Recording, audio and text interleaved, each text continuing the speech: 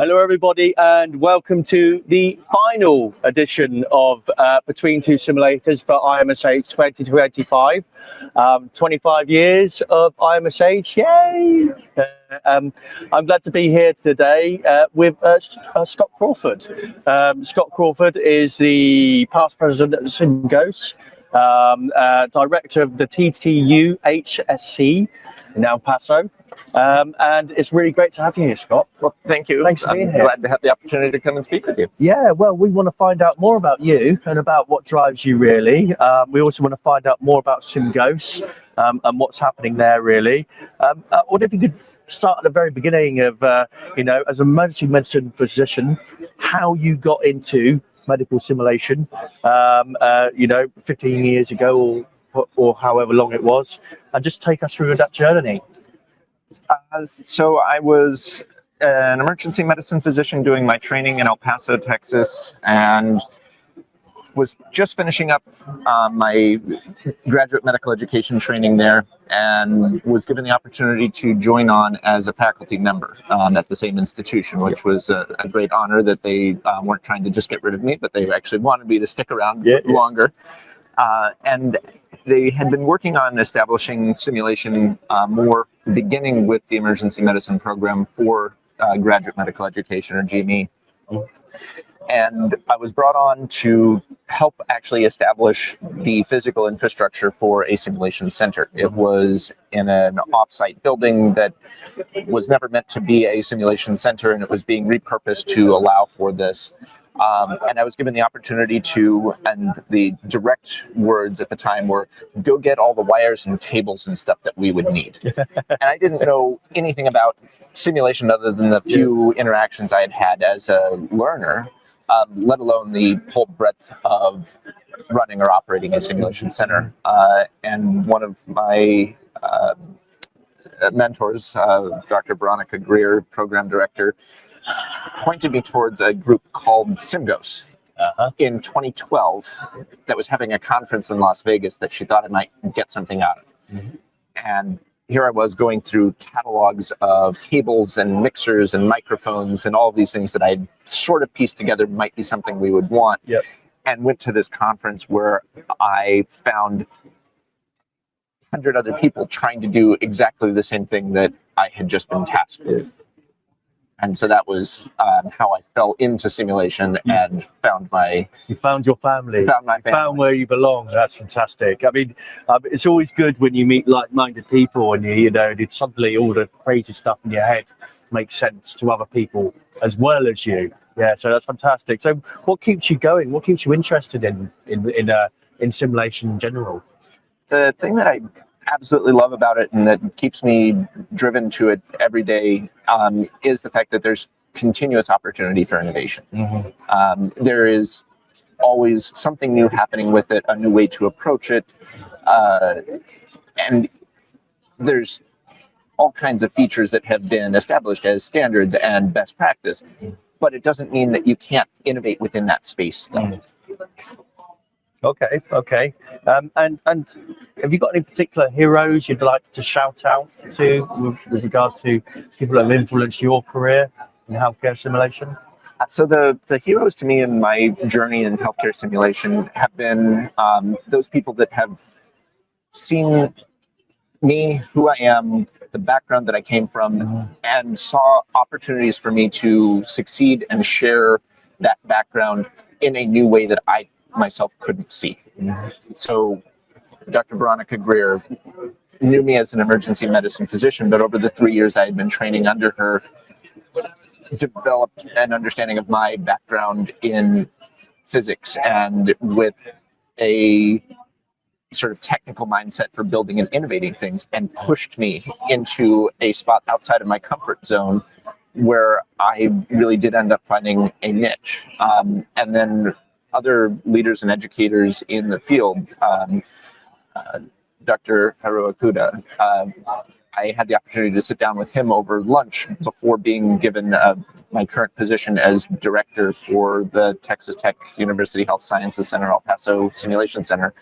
And he walked me through all of the things that I might need to look at as a new director, and how to set up advisory boards and structure policies and things that, again, I would not have been able to do without the guidance and support from others like that.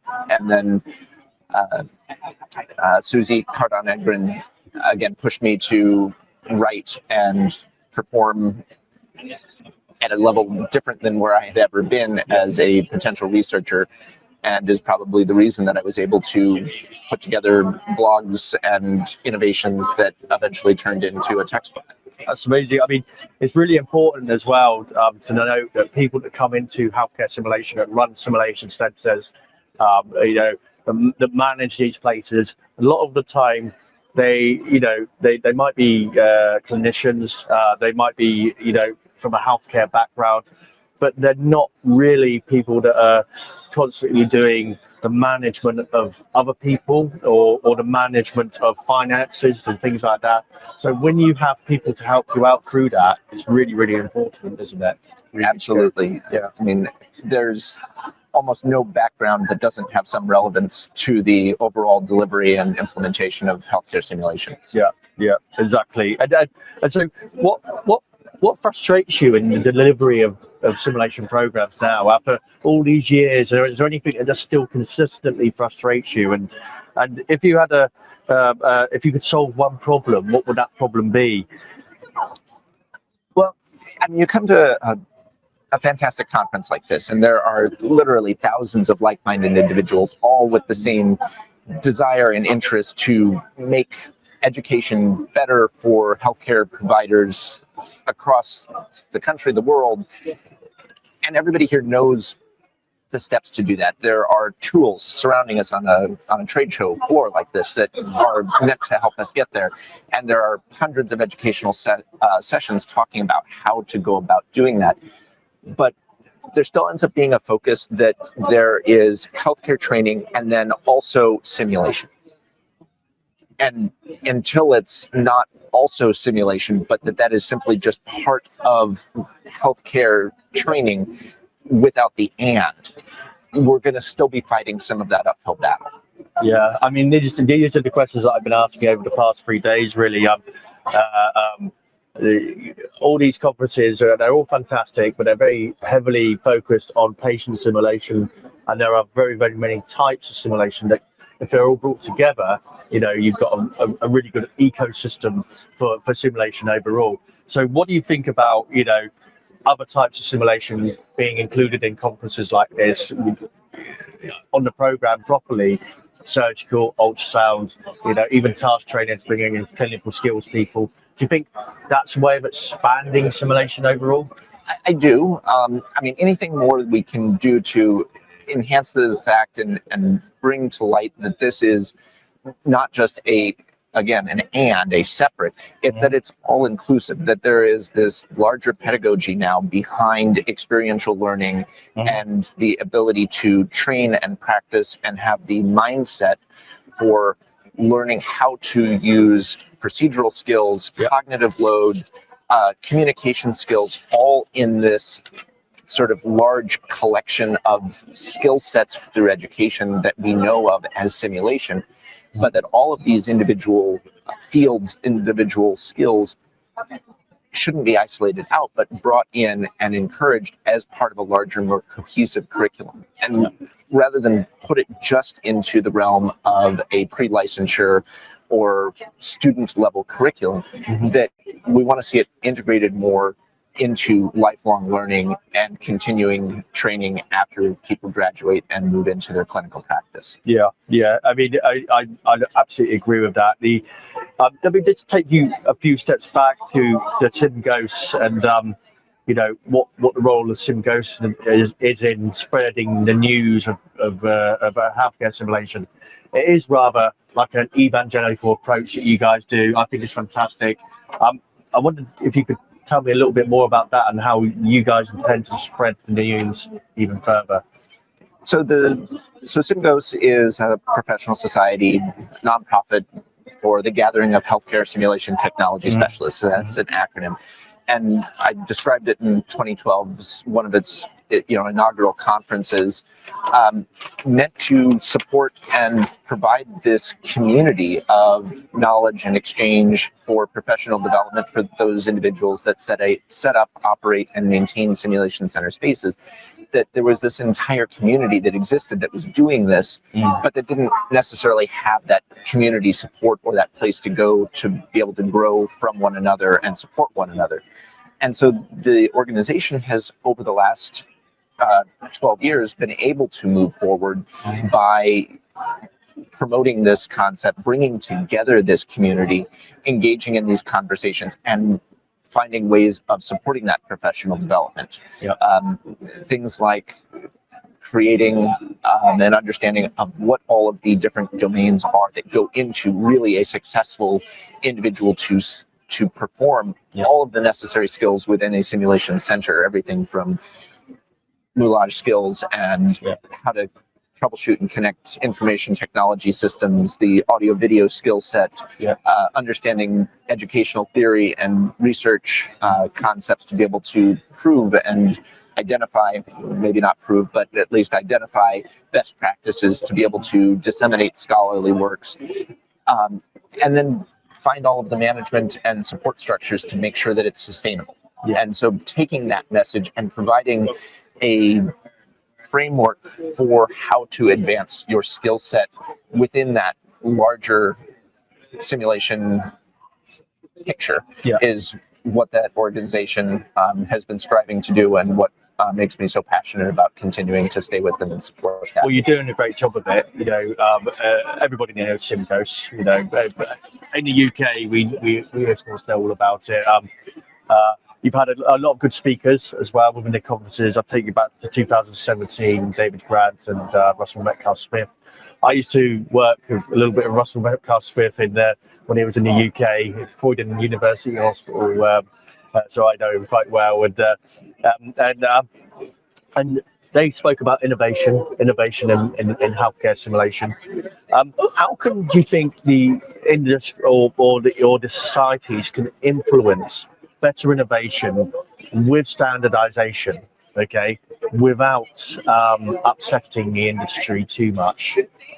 So we need to have standardization, as you're pointing out, but I'm going to actually potentially argue a little bit differently. So we want the innovation. We have, again, trade show floor like this. We're sitting in among dozens of new innovations with mannequins and task trainers and virtual reality helmets, and all of them providing a new or slightly innovative approach to how to solve that same common problem. But the common feature doesn't need to be the physical device.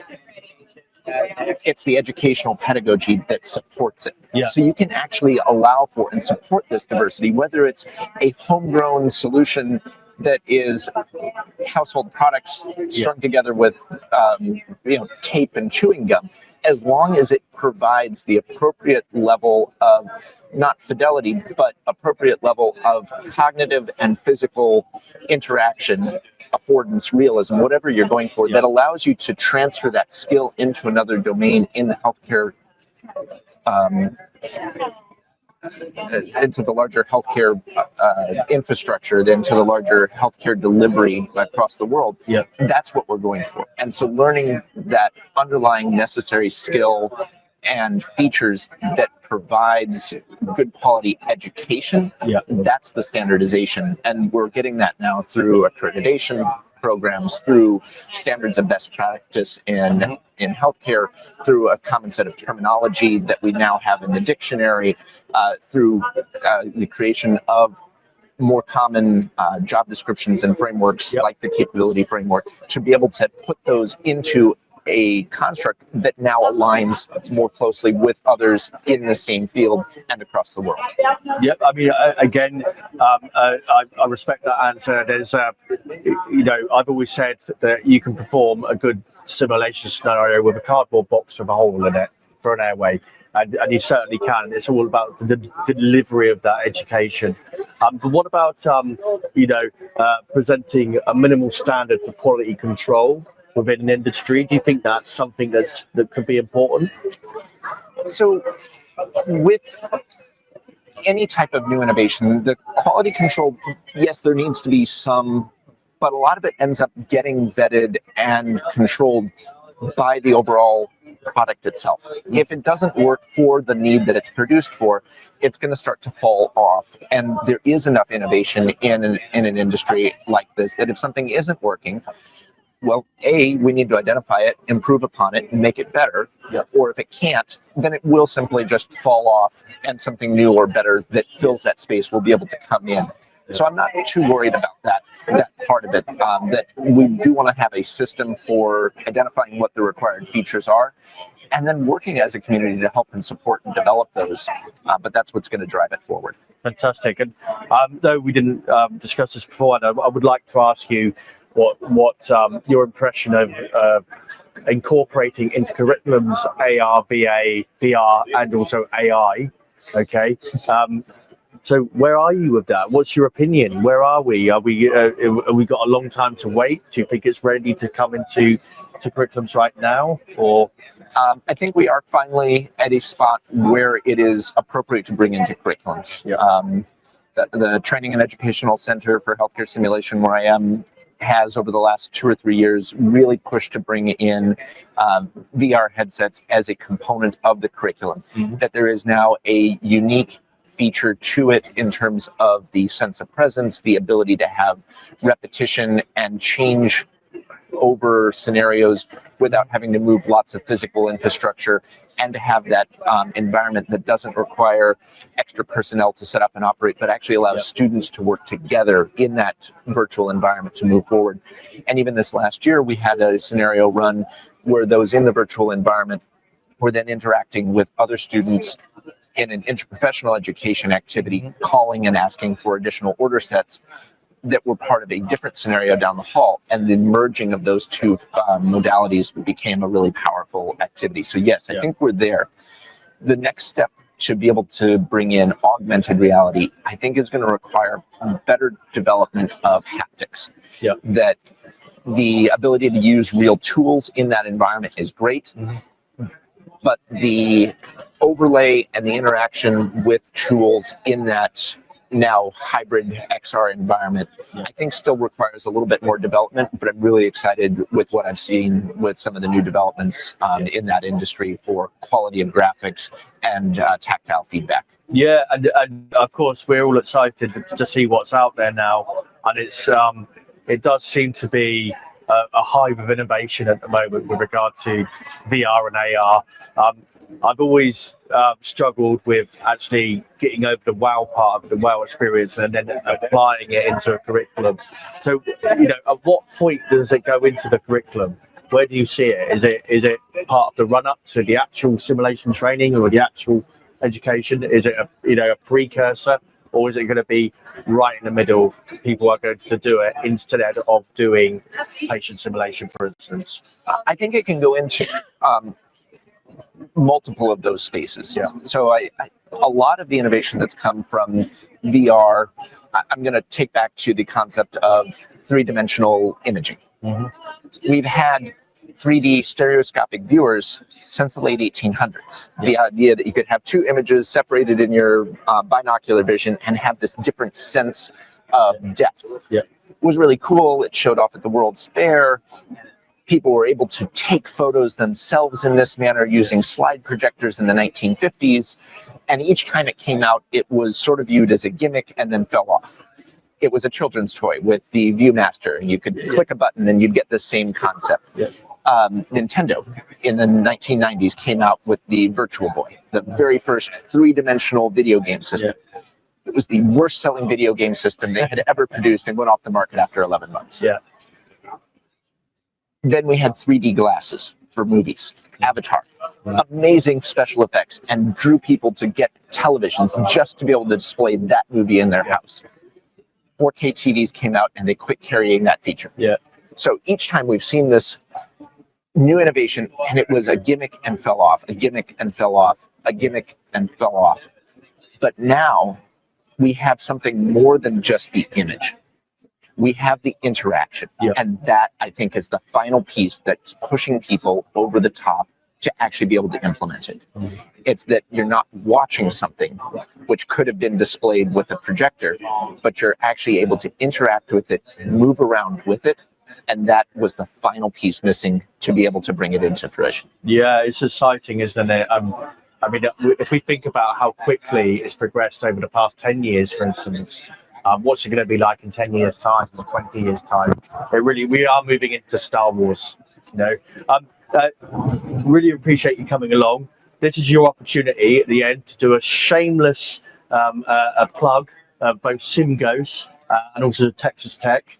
To the camera, if you want to, why should everybody go to Texas Tech and go to the Simulation Center there?